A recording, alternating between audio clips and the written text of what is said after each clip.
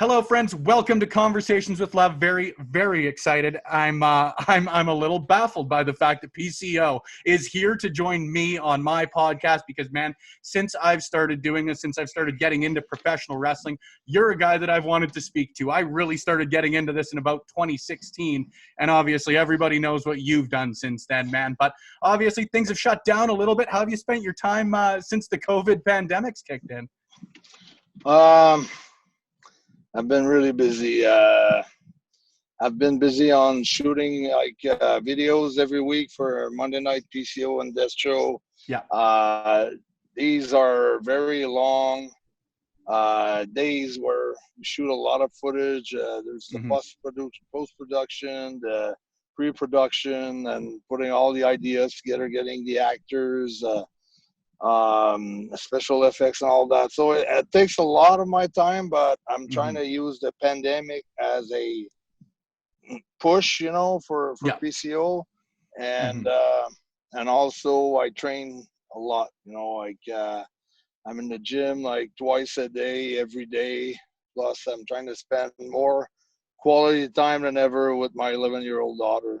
Yeah. Try to do a lot of sports. We play tennis, we play ball, all kinds of sports, Yeah, man, that's awesome to hear. And I know that you're a very family-oriented guy. And one of the things when I was sort of getting organized for this that really sort of struck a chord with me was you did an interview recently. And one of the things you mentioned was that she recently said to you, she's never seen you smile as much as you've been smiling for the last 3 years, man. So I just think that that's so cool to hear. Maybe take me a little bit through, just in a general sense, just the mindset of PCO over the last little bit. Well, the mindset is, being the artist worker all the time, around me. I want to be the artist worker in the gym. I want to be the hardest worker. The video that I do on myself, trying to top myself every day in the gym. I really don't take this pandemic lightly and as a break, especially not. I want to come back stronger than ever, and I just, everything. I want to increase, the speed, the agility, the strength, everything. I'm just trying to improve every day. Absolutely. On every side of the deal. On the creative side, on the conditioning side, on the agility side, on every side of the, that I can improve. I want to improve. I'm trying to use that time to improve. Yeah, man. Yeah. You don't get to be a monster sitting on your couch. That's it. And I have it. And when you see the result, that's when it's pretty crazy. When you see that by doing sometimes some exercises that may look so insignificant, it looks like it's nothing. Sometimes you do like a thumb exercise or a wrist exercise or a forearm exercise, and then you go and you do things, and then everything changes. So the constancy, being constant, being at it every day. I think it's better to run like a mile every day than to run 10 miles once every 2 months, so that's the attitude I got, That's an awesome mindset on it, man. And I love the way you put it. I started out specifically in talking about independent professional wrestling in Alberta. Now, I started branching out a little bit, but since I've gotten the opportunity to speak to people from the East Coast and all that sort of stuff, a lot more of them have been into independent wrestling a lot more recently than yourself. So, a lot of people know about Stampede and sort of what the scene was around here at that time. What was it like in Quebec? Well, I kind of knew what was in Stampede too, because the first territory that I flew trying to book myself was Calgary. Yeah. But Quebec, I've wrestled for international wrestling a little bit, because when I was 16, 17, they mostly used me, wanted to bring me for TV tapings and squash me. And I don't know, for some of the guys that were my age or around my age or were in their 19 or 20 and was their their dream just to be on TV, I guess, you know, even if they were getting squashed. But like at a young age, I always had like the mindset that I wanted to draw money in this business. I wanted to mean something. I wanted to impact this business in a crazy way. So I was afraid that if I was going to do that for too long, that I was going to be labeled, you know, as a job guy or as an extra. So that's why I wanted to get on the road and get booked and make waves. And when I was going to come back here, but the territory was sold, but my goal was to come back here with a name so that I could work on top. And with Dino Bravo, Rick Martel, and the Rougeaus. So. Absolutely, man. Now, anytime I've heard you talk about Stampede, you've mentioned sometimes it maybe wasn't the most positive experience, like you said, but you've brought up consistently working with names like Chris Benoit and Owen Hart. Just maybe take me a little bit through what it was like to work with those guys early in their careers. Well, I met them. I didn't work with them. And Stampede, basically, what I did when I just turned 18, I told my family that I was going to wrestle in Stampede Wrestling, but I didn't speak English at the time. So I just bought a ticket, one-way ticket, and I flew there. And I showed up to Stu at Stampede Wrestling on a Friday night, and I walked straight up to him and I asked him if I could wrestle. Like I said, can I wrestle tonight? Yeah. And he said no. So so I didn't have anywhere like to stay. So I went with a couple of guys. You know, I was looking in the paper, and then I found a place, the Salvation Army. They had a bunch of kids, and that I could stay there for $35 per week. Yeah. So I ended up staying there for about 3 months. Holy shit. Driving every week from Calgary to Edmonton. Because when I was the Friday night in Calgary, and I would ask Stu, then Stu would say, ask Bruce, because Bruce was the booker. Yeah. And then Bruce would say, no, I can't use you tonight, but maybe tomorrow we might have a spot for you in Edmonton. So I would take the Greyhound bus all the way back to Edmonton. And then I was asking Bruce, do you have something for me tonight? Said no, but I might have something next Friday in Calgary. So I did. It's not even like it's a nice drive for you. Like you're looking at flat land, man. Well, it was a rib on me, you know. They were ribbing me. So after 3 months, you know, I got, you know, at one point I got a tryout like in the afternoon. I got to jump in the ring with Bruce, so I was really excited, like to be in the ring with him for about an hour and a half. And he shot me in a turnbuckle through the ropes. I thought I did fairly good, you know, like I thought I did like awesome. And he said, well, you know, you could like improve if you come to the wrestling school. It's only $3,000. I'd been wrestling for 2 years. I'd worked for International Wrestling. The jobs for them had been in the ring before. I knew what I was doing. I was green. I was totally green. I was only 18. I had been working for 2 years on indie shows, like really, really indie shows. But you weren't paying someone else $3,000 to train green. No, so I said, no, not that. And I don't think my dad would like that. So absolutely, and I didn't have the money to do it. So no, I came back, and then eventually I got booked somewhere else in the Maritimes, and I made my way. But I paid my dues, man. I paid my dues. 110%, man. I don't think anyone would disagree with that whatsoever. But I was amazed by what Chris Benoit was doing. Like, I was a big fan of his.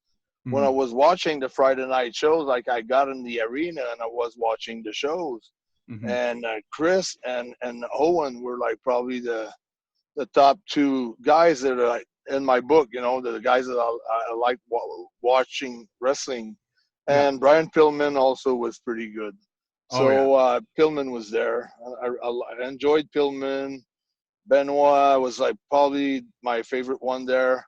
And Owen was like there too with Chris. So, but I never got the chance to wrestle them until we did some TV tapings in France, you know, for auto events. Then we were in the same dressing rooms and around each other and in WCW and I saw Chris many times during my career.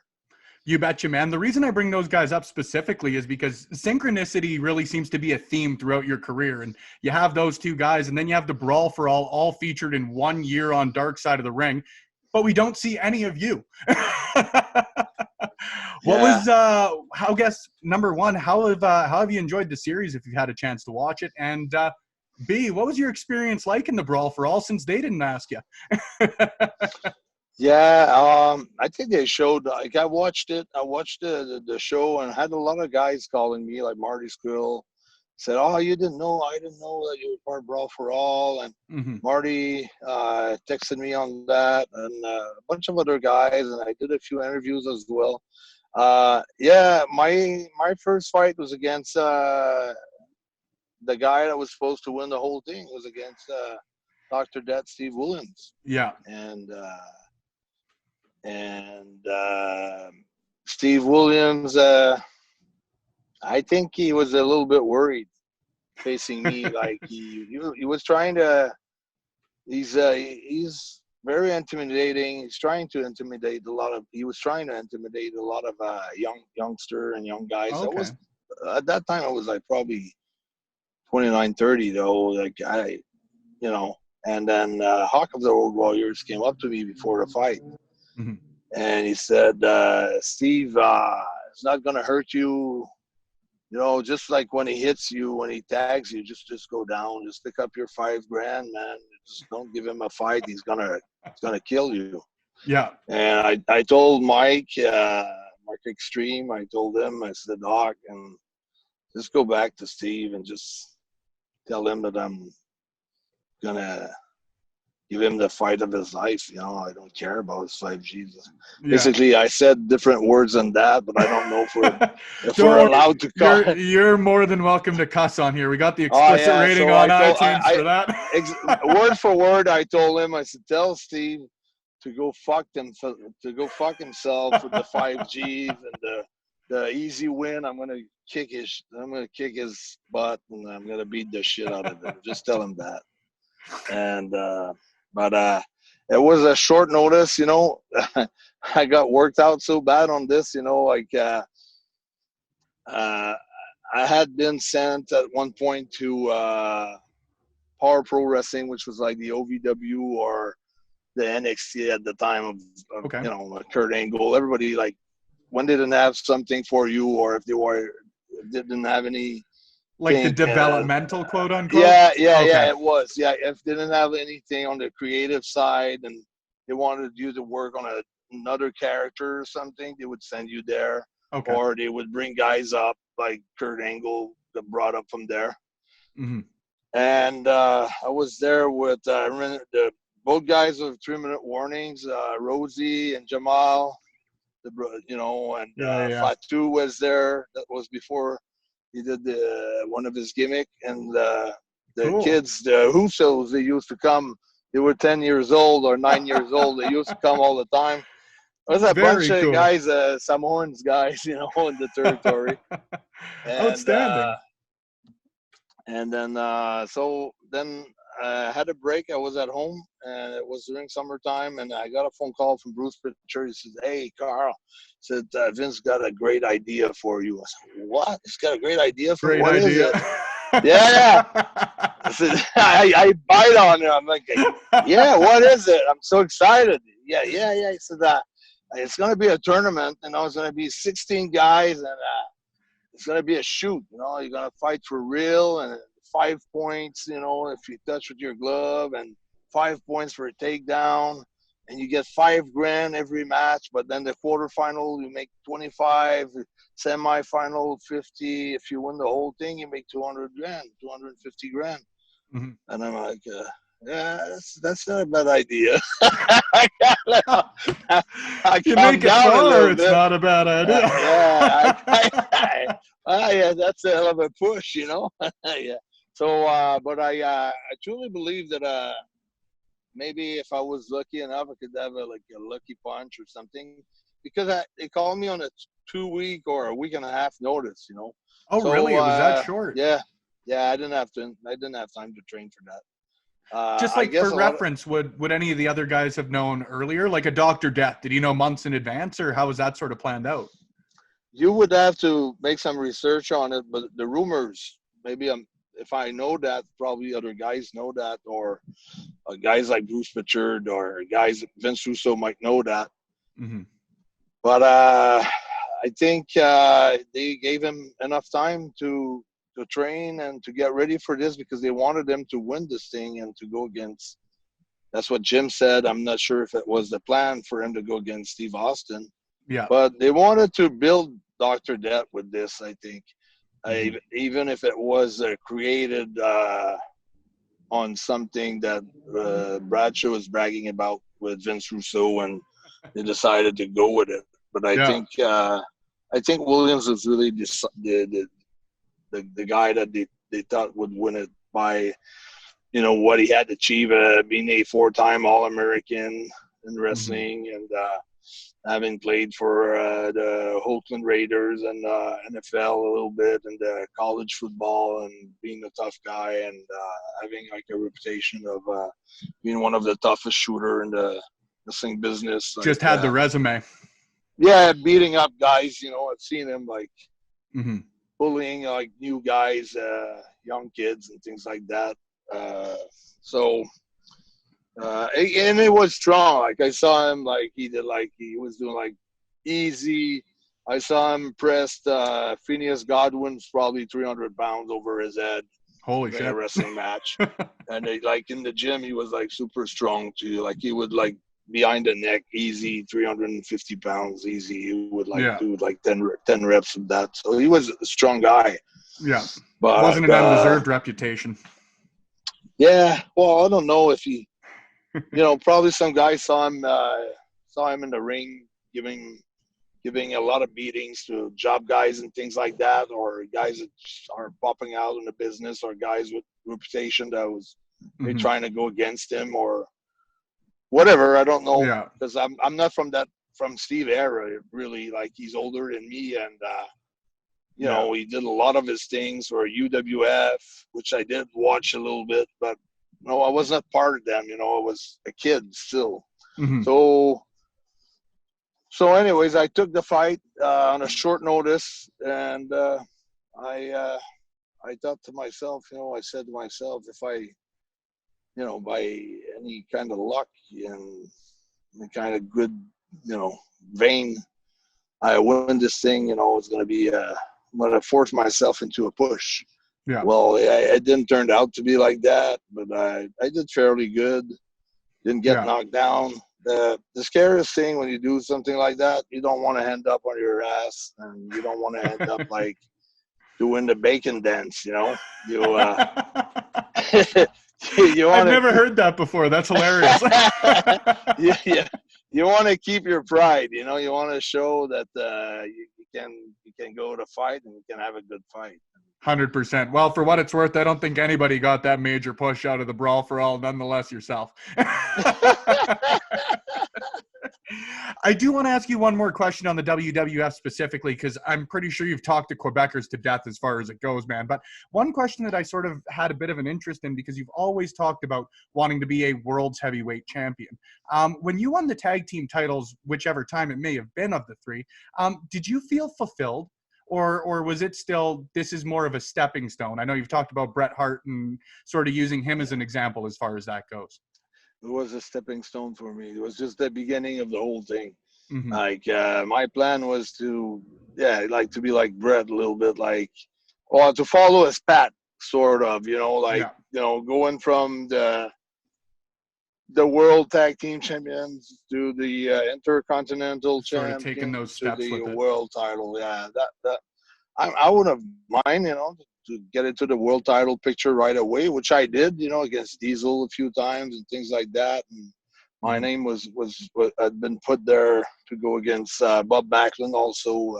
Cool. At the Montreal Stadium against Backlund for the title. Was supposed to win it, and for a short period of time, that plan didn't go through. Jacques and Vince fell apart on that because Jacques wanted to go to the stadium. That was right after the Jacques Rougeau retirement match. I wrestled him, and then that was 94 or so.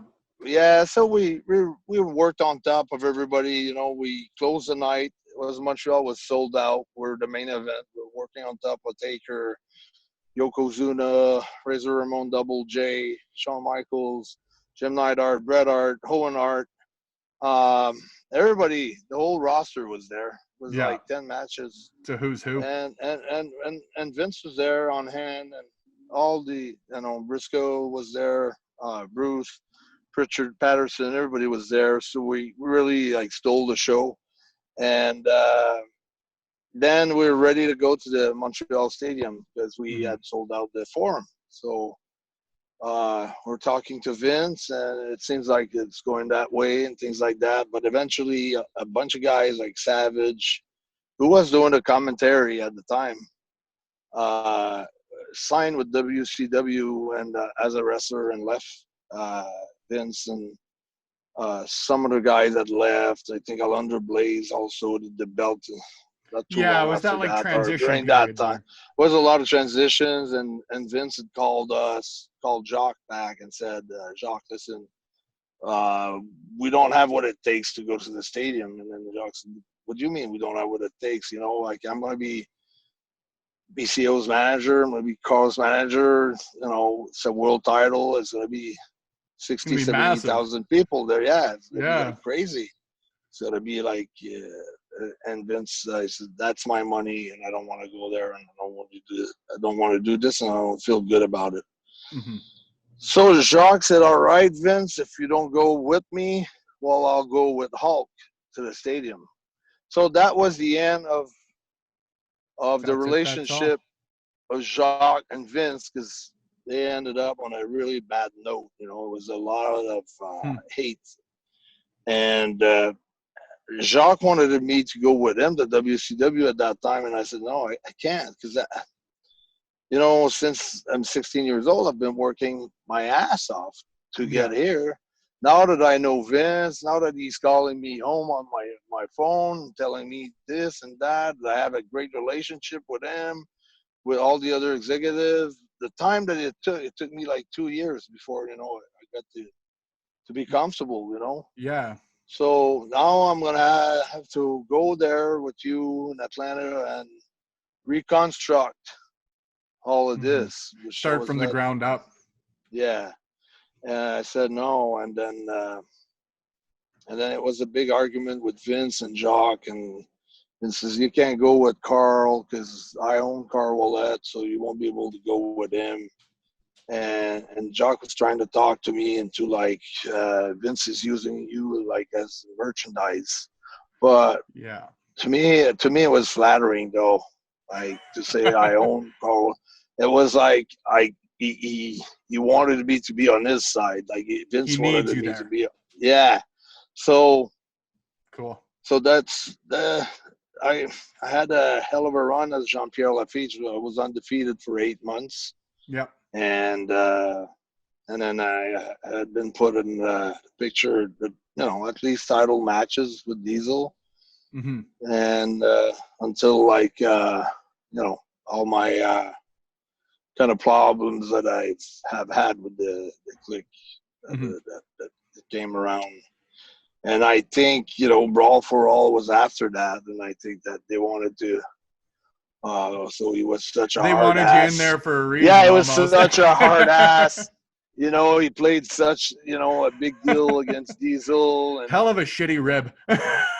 Yeah. So we'll see if he can put his, you know. How do you think your career would have changed had you won the championship?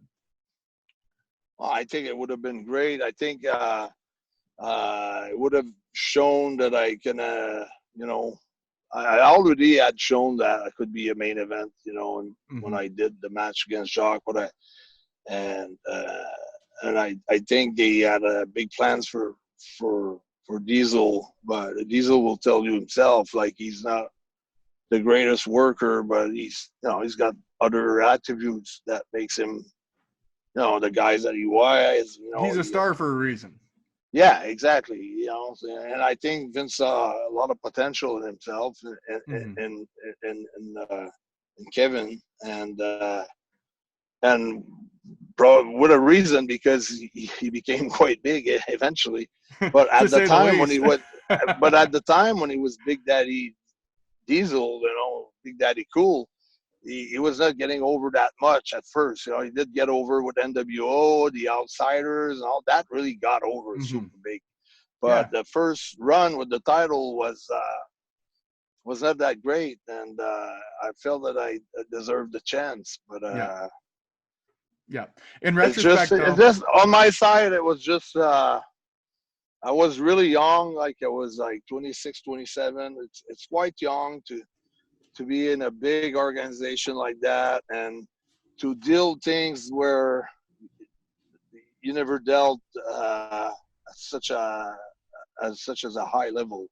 It's just, coming from Puerto Rico, where I was wrestling Carlos Colon in front of 250 people, and wrestling in Germany in front of 4,000 people, where it didn't really matter, who was that over or not, because we were probably all on the same payoff almost. Yeah. But when you're in a big league like WWF, it's all there. You're on top. The merch goes up. Everything's scrutinized. The money, the money is different if you're main event, because I had paychecks as a main event, and I had paychecks, when I was opening cards at one point in between characters, because at the end of the run, when Jacques retired, I stayed for a little while, and I was helping guys starting up, like Bob Holly, guys that would start, and I would put them over, because they would be like the half of the tag team, on opening matches. So trying to break out on their own, or on house shows. They wouldn't job me out on TV, but on house shows, they would do it on house shows to help out those guys get over as beginners in the company. So and I did everything they asked me to do, and that's why probably that they pushed me really hard when I was undefeated. Me and Triple H were both undefeated for 8 months, and we're traveling together, and we're betting for fun who's going to lay down first, And then unfortunately. Run, it was me and Bret in a match one night, and Paul looked at me and said, "I guess you're the first one that the streak will end, because you got Bret tonight, so you're going to be put in the sharpshooter or something." So it was just, we're having fun about it, and I didn't really care. Well, that's a good point to be at, man. It's a great point to be at. I want to touch back on that championship, because, obviously, man, being the Ring of Honor World Heavyweight Champion is a huge, huge honor when you held the championship. Did losing out on that experience, or missing out, however you want to phrase it, how much does that make it mean more when you finally do win the title? Yeah, it means so much more. Yeah. Because you feel that you earned it. It's not something that was handed to you. You really never stop believing. You're achieving yourself. You're realizing a goal that a lot of wrestlers will never have the chance to achieve. It's just amazing. It's a great, awesome feeling, and I'm still learning a lot of things as I go in the journey. And I don't think we ever stop learning. Yeah. But I learned a lot, during that experience. And you didn't even have to pay $3,000 for it. No, but all those experiences, though, when you win the title, all those moments flashes in your mind. You have all this is in a minute, 30 seconds. You see all your career unfold in front of you, and all the way up to this. So you see all the setbacks, all the obstacles, all the no-sayers, the non-believers, the people who trashed you or didn't believe in you. You go through all that, and then when you get it, it's like, wow, it's the best feeling in the world. 100%, man. And it's cool to hear that. The first interview that I ever heard when you became this absolute freak of nature, man. You started talking about what your goals were with Ring of Honor. It was right after you'd signed, and you said you wanted to be with them and grow a territory and grow both as a professional wrestler and as a promotion. Do you feel you've accomplished that? Yeah, I think the pandemic kind of stopped the process a little bit, but I think I did some major like podcasts, talk shows where, major talk shows with over 1.5 million viewers. I was invited. I was the last guest of the night. I was like the main event of the show. I think I did put like Ring of Honor name on every lips, everybody that was watching, and everybody was waiting for a big championship match at Bell Center in Montreal. And I had all the journalists, the newspaper guys, the columnists waiting for it, and everybody they were saying all the same things. You defend the title in Montreal, we're selling out Bell Center. So that would have been like an all-in for Ring of Honor Part 2. It would have been insane. You were booked for All In, if I remember correctly. You mentioned with, I think it was Chris Van Vliet when you were speaking with him. Well, yeah, I had exchanged a few text messages with Nick of the Young Bucks, Bucks of the Youth. Young Bucks. Yeah, and just like that, he had said good things about me. But I was booked in Philadelphia for King of Trios. I had been booked for 4 months ahead of time. Yeah. With Mike Quaggenbush, which I respect tremendously. Absolutely. So what I didn't do All In, but I did the Starcast in the afternoon. So I did a demo. Me and Destro, we did like a big demonstration strength show right in the middle of the hotel at the Hyatt in front of all the people there. And it was like big chaos. Like the crowd was really into it. Like we really tore the place down. Scared the shit out of some passerbys, I'd have to guess. yeah. And then at 5 p.m. I had to fly. I had to, take a car and go to the airport. And I think my flight was at 6. I was landing in Allentown, I think at 7:30, and I was just going straight to the building, and then I was wrestling that night. The life of a pro wrestler, man. Yeah, it was crazy, super tight, super crazy, and I had to left Destro behind, so he was like coming back on his own back to Montreal. But it was a great experience. Yeah, man. Yeah. How much has it meant for you to work with Destro? Because I know you've brought up before that you'd wanted to work with him in the past. Now finally getting the opportunity to has to be cool as shit for you. Oh yeah, I mean, from the start, I think that really got me going. Like, my match against Walter, I had been training with him since November 2017, all the way to the WrestleMania weekend at Georgia on spring break too.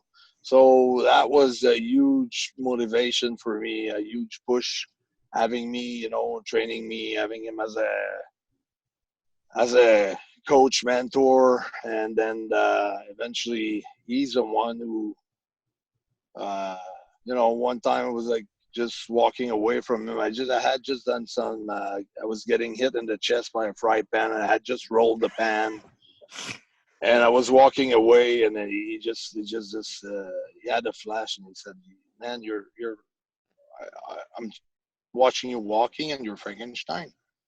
You are that monster, Frankenstein." And I said, "What do you mean?" And then we start talking more and more, and then he was telling me that he was like, raised and born in Boston, and until he was 3 years old, and 4 years old, and he was a big monster fan, at a young age like that. That's all the shows that he was watching. So I didn't know that before. I knew him, for what he had done, and being the strongest man in the world with his bare hands and things like that. Had seen him in newspaper at the Arnold Classic. Seen him all over the place. but I didn't know like he was like a big fan of the monsters and the monster movie, and especially Frankenstein. So Yeah. for him, it was like a perfect world. Like he could have his own monster, and he could like train the hands and train me and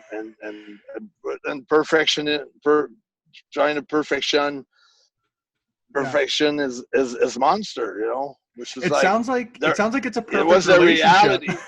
Yeah, it was our reality. It was our reality. Like we're trying to improve the monster day after day. Yeah. And we've been on that thing since day one. You love to hear it, man. You've mentioned before you'd never seen the Frankenstein movies. At least when I'd read the interview. No, the only thing that I had known it was like Frankenstein was like someone with not much hair and it was ugly, and that's the least. Like every time I was referencing someone like Claude Julien, the coach of the Boston Bruins and the Montreal Canadiens, I was referring him to Frankenstein, and when the chance for me to become Frankenstein came about, I said, shit, yeah, I'm going to take that. Shit, yeah, it makes sense. Because I learned more and more and more. It was not just an ugly man, but it was like the whole story behind it. I said, yeah, that's something that I want to be. I was going to say, he first says it to you, and you're like, well, fuck you. Yeah. No, I was happy, actually, because I knew that the movie had been like super popular because I had seen like girls sometimes with tattoo Frankensteins on the legs or in the back, and I've seen guys like with Frankenstein tattooed on them, like girls, guys. Mm-hmm. I knew it was really popular, but like nobody. No, it never was a wrestling gimmick before. It's totally new. Like it's, the electricity, the resurrection. It was going with my life, actually, because everybody was saying after the spring break that, okay, this is PCO resurrection, like he's reinvented himself. So everything like was clicking. All the pieces of the puzzle, like you said, just fit. Everything was fitting, and it was just magic. It was magic. You bet, man. We're getting closer to wrapping it up, so I've got to ask a couple of quicker ones for you, but that's fine by me. I like picking your brain on pro wrestling. I would be doing a sin and a great disservice to my listeners if I didn't ask you about the match with Bret Hart. As an Albertan podcast, as an Albertan wrestling fan, I'd probably get shot if I didn't ask you about it. So how much did it mean to you when you found out that it was going to be included on Bret's DVD? That was my first experience watching you wrestle. Yeah, I was very, very flattered by that. I was really proud of that. To me, it was like an achievement because how many guys that Bret had wrestled, like how many, like what he's got like over like a 20 years career. I don't know how many years. Like I'm not talking about England or Calgary Stampede or just Japan, just WWF itself. Like had been in the ring with all the greatest guy. So just to be picked to be on the Dungeon Collection, Bret Hart, that was an awesome achievement and good news. And felt really good. Actually, Bret was one of my favorite guy to work with and against, and had him on a tour and he was all over the place, but Germany was like Michael Jackson coming out of the bus. I mean, I've seen girls are crying. They're just seeing him, just him getting out of the bus. I've seen girl crying, like shaking and almost like passing out. It was so. Hey man, for what it's worth, I started jumping up and down when I found out I was going to talk to you. yeah. But just seeing that on a tour and wrestling him every night, in the main events, like in Germany, was pretty awesome. And in your house, I wrestled him twice on like one time, and it was probably the last match of the night in Nashville. This one was just like I think that they wanted to see how me and Bret would gel before they put us in a rivalry or in a sort of test the waters first. Yeah. And I had done very good. It was a good match, and then I guess they asked Bret, "Do you want to work with him? Do you want to get into a feud Yeah. with him?" And then Bret came to me and said, "We're gonna feud for a while." So that was awesome. He was really, is a guy that he's really tough to get around when you're not wrestling. Like, he was a lot by himself, doing his own things, minding his own business, but nice to everybody. But when you had a match, an important match, pay-per-view with him, he would give you his phone number. He would say, "Call me home. We'll discuss this. We'll put some ideas together." He was really, really, really pro about matches. Even if he had like tons of interviews to do in the afternoon, and it was like, "Bret here, we need you, Bret here and Bret there." He would make sure that we have enough time, to get together and get a great match. Yeah. So, very professional. He always wants to, to steal the show and to be up to the task. And that was I've had like problems with other guys. Me and Bret, we were always cool. Yeah, man. Like it's one of my favorite pieces of advice or sayings, whatever you want to call it. But like, you can teach people to do pretty well anything, but you can't teach them to give a shit. And it sounds like he is the definition of give a shit. Yeah. Now, exactly. I do have to ask you before we let you go here, Mr. PCO. I have been looking through Netflix. I've been scouring the internet. When are we going to get the PCO movie? Well, it's a big current right now. A lot of people are asking about it. A lot of people want it. I think it's a great superhero piece of thing. There's a lot of heads banging together right now. There's a lot of talk going on, and it's something that's going to happen for sure. That I can promise you that the movie will happen.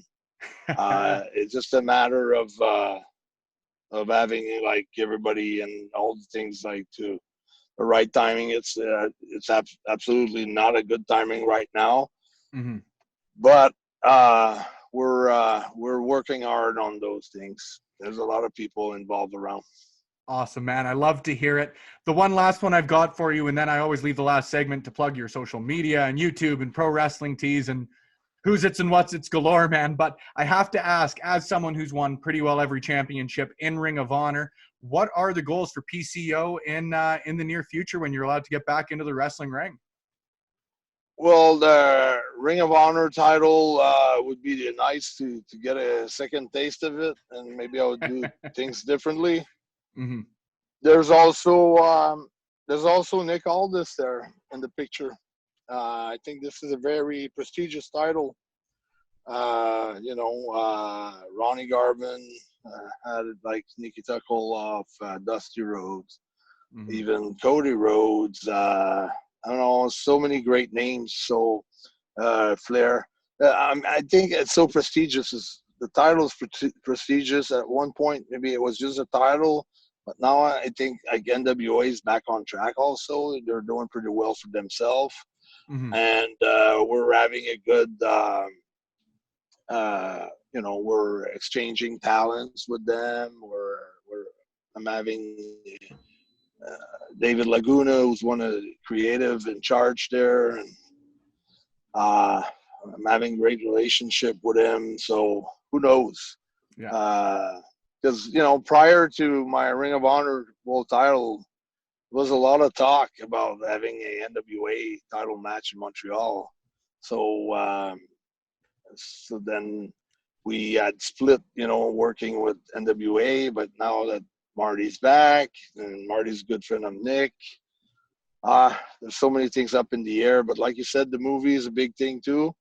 And of course, it's, you know, for me, it's getting to drawing probably the goal, the biggest draw ever for a pay-per-view, and one of the greatest gate ever. You know, that's the goal. So I love it. I really don't know how it's gonna happen, but I think once I achieve that, like, I'm pretty much, you know, ready to make a move and to you know,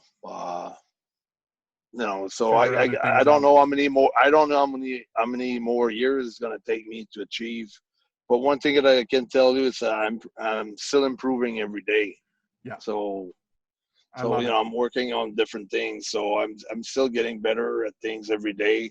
So yeah, that's a process, you know, and I'm focused. I'm right in the process, uh, and I feel like I'm fulfilled because I'm working towards something. So I'm getting there. You betcha, man. If you're not aiming for the top, what are you doing, right? That's it. I love it, PCO. Go all the way or don't even go. Half-ass nothing, whole-ass one thing, right? Exactly. I love it, man. And I genuinely, I'm not overselling it when I say it was an honor to have you on here today. I thoroughly appreciate the time. Now, I'm going to leave them all in the show notes and that sort of stuff. But if you want to take the time to plug your social media, man, now is the time to do it. Where can people keep track of Perfect Creation 1? Yeah, pretty easy. It's PCO is not human on every social media platforms. I mean, Twitter, Instagram, and also Facebook, my fan page, and also on Pierre Carl Wallet PCO on YouTube. Awesome, So man. that's it. But from Twitter, you have, you know, you follow me on Twitter, and you'll access every other media platforms. You'll get everywhere, man. I genuinely appreciate the hell out of this. I hope I'm not putting her too forward to say I can't wait to have you back on again. Oh, yeah, that'd be awesome. That'd be awesome. As soon as something's shifting and moving and there's huge success there. Hey, man, I can personally guarantee to you if there is a title match in Montreal involving you, I will see you at that one. Whatever you see shifting, you know, in a very positive way, even on a negative way, whatever, I don't see it. But, well, if something shifts and it's worth talking about it, I'll be there for you, brother. I appreciate it, man. Thank you very, very much once again. Stick around. We've got a lot more guest announcements and a whole lot of fun shit after we get back.